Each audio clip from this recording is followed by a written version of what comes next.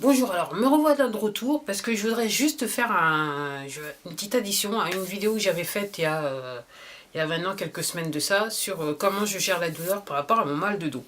Il y a un truc aussi que j'avais pas dit, que je tiens à dire, c'est que à un moment dans la vidéo, je disais que j'essaye de faire des choses qui vont me permettre entre guillemets, de rediriger mon attention loin de la douleur.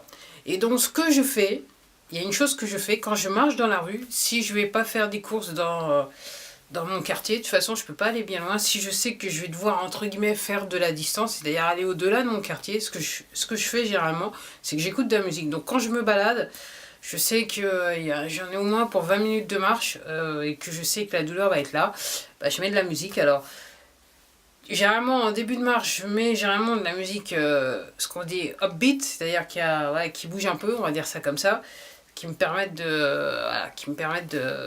d'avoir la pêche. Et c'est vrai que quand la douleur s'installe réellement, j'ai tendance à mettre des musiques qui sont, je dirais, réconfortantes, douces, lentes au niveau du tempo, ce qui me permet de, entre guillemets, me relaxer. Et toujours, encore une fois, le seul objet, c'est de, plutôt que marcher et être, entre guillemets, avec moi-même, avec une douleur, ça me permet, le son me permet je dirais, rediriger mon attention loin de la douleur.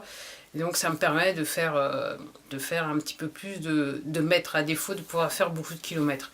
Voilà, c'était tout pour moi. Donc voilà comment, encore une fois, comment éviter de se concentrer trop sur la douleur. C'est vrai que quand on a réellement mal, je sais que c'est pas évident de détacher son esprit de la douleur. C'est carrément, on est complètement obsédé, possédé et habité par l'affaire. Mais bon, voilà comment je fais quand j'ai besoin de marcher. Et voilà, donc bon, bien sûr, si on m'arrête dans la rue, j'enlève le casque et je vais parler quelques minutes. Mais c'est vrai que généralement, je marche toujours avec le casque. Voilà, c'était tout pour moi. Je vous dis à la prochaine vidéo. Puis bien sûr, je vous remercie de m'avoir regardé. Et surtout, prenez soin de vous. Au revoir.